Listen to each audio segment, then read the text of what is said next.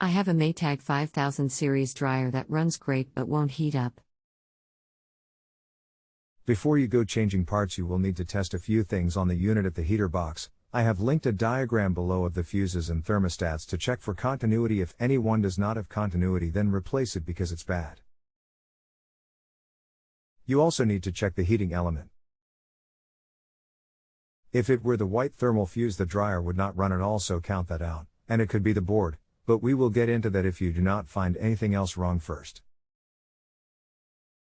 Let me know what you find and I will be glad to continue to help you. If you find a part that needs to replace, just let me know and I will give the part number to replace it. In the meantime, we are on the honor system here.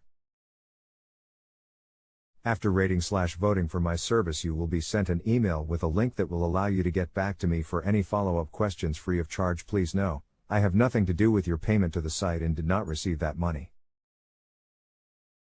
I am just one of the technicians on the site that is here to help answer your question.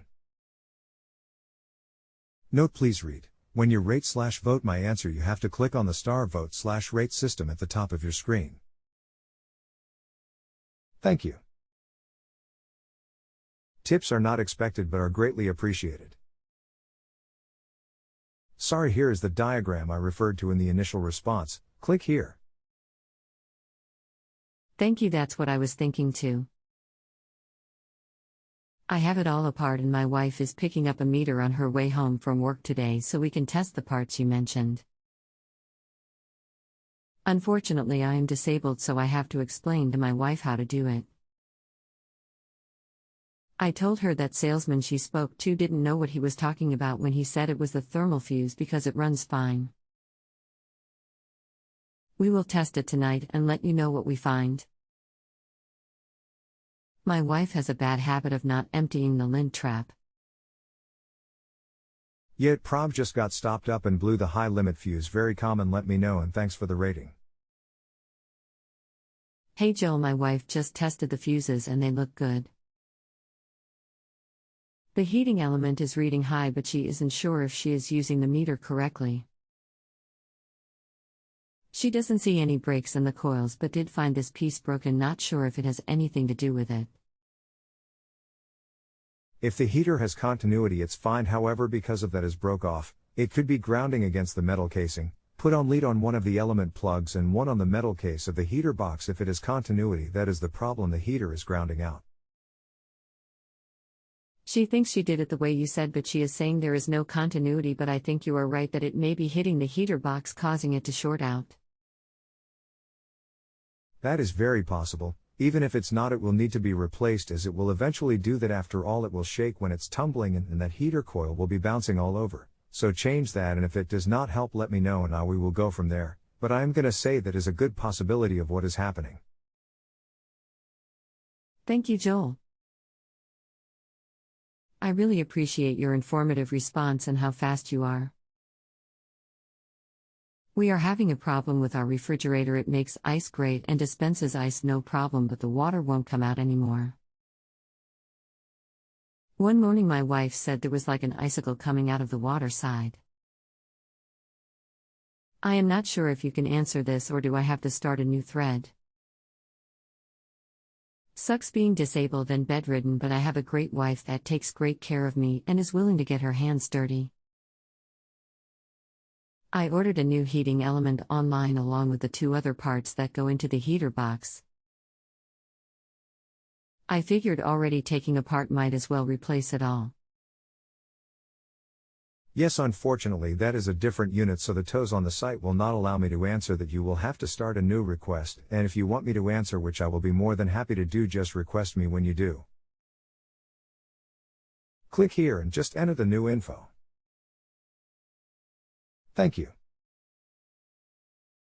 Thank you, and when we get the dryer fixed, I will get your help with the refrigerator. The parts should be here on Saturday. I am so hoping it was just grounding out from hitting the heater box. Well, if not, it's still needed replacing and we can go from there. If all the thermostats checked out and the heater is new once you get it, the only thing left is voltage and the board. If you want to be sure on voltage, just use the meter you got and check each leg on the dryer cord at the terminal. Each should have 110 and both should have 220. Real world, it's usually give a few volts on each. I will update you when we get the new parts delivered and installed. Hopefully they come Saturday.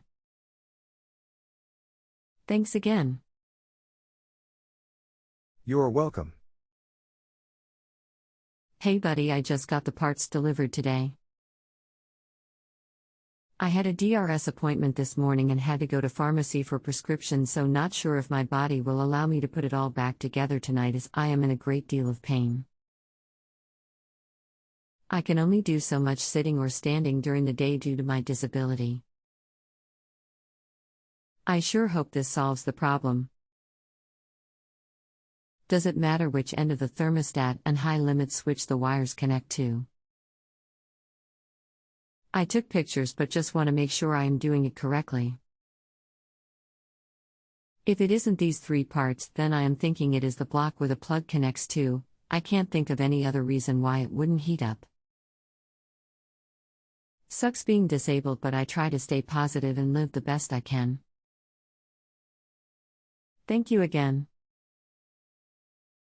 No, it does not matter, and there are a few things it could be if not that. The control board has a relay for the heater that sends one leg of the voltage to the heating element, and then the motor has a centrifugal switch that sends the other leg. If the relay is bad, then it could be the board, and if the switch in the motor is bad, it could be that as well. I really hope to be able to do it tomorrow, and I will let you know the outcome. Thanks. Sounds good.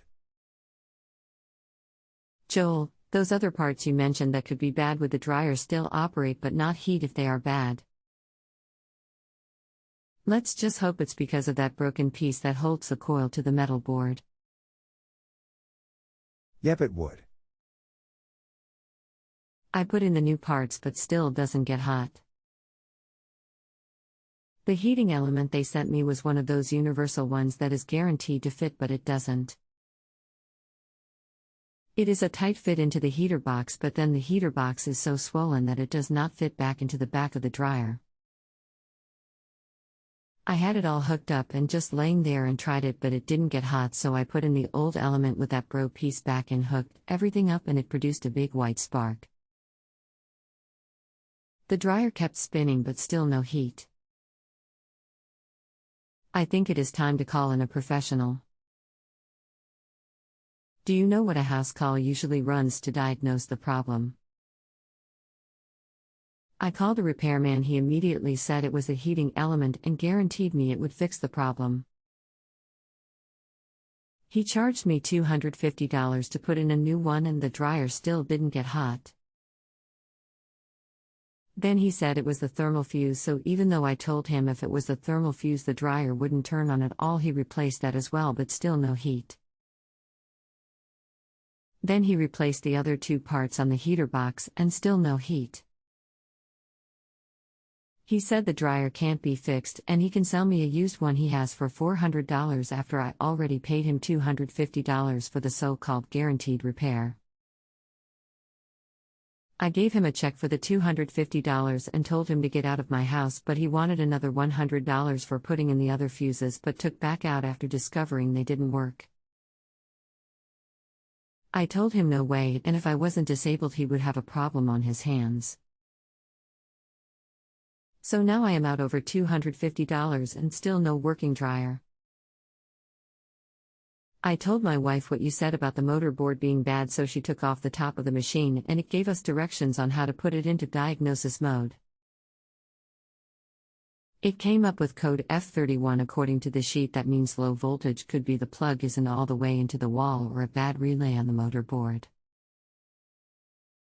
So mad this repairman just started throwing parts at the machine instead of putting it into diagnosis mode that I didn't even know was possible, but he should have known. With F31, what do you think? Bad motor board? Hi, sorry to hear you are having so much trouble. Sounds like the guy who came out was not very skilled or trained for that matter. Here I have linked an image of the wiring diagram for your model to give you an idea or a reference as to what I'm talking about. The control board has a heater relay, one side of the 240 volts, the L1 leg 120 volts comes into the heater relay on the black wire. When the dryer is running, the red wire going out of the heater relay should have 120 volts. If so, the board is fine. If not, the relay on the board is bad. The other leg of the 240 volts, the other 120 volts to make the 240 voltage supply to the heater comes out of the red wire from the motor centrifugal switch. It should have 120 volts when the dryer is running. If not, the switch in the motor is bad and the motor needs to be replaced. I can't tell you which is the problem, of course you will have to check that with a meter. You must unhook the red wire from the heater to do the check with the dryer running, because if not, it will have 120 volts feedback through the wiring from the heater relay if it's good, so you would not know without disconnecting the wire from the circuit. With the dryer running, you should have 240 volts at the heater if you were to test the voltage at the red wire and red and white wire coming into heater box. If not, disconnect the red wire from the heater and while it's running check the voltage at the red wire. If there is not 120 volts, then you know for sure it's the motor.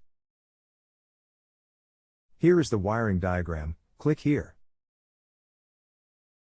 Make sure before you do the tests that I described that the voltage at the dryer plug is checked properly and that there is 240 volts getting to the dryer from the wall plug. Just put the leads on the two outside dryer plug terminal and there should be 240 volts.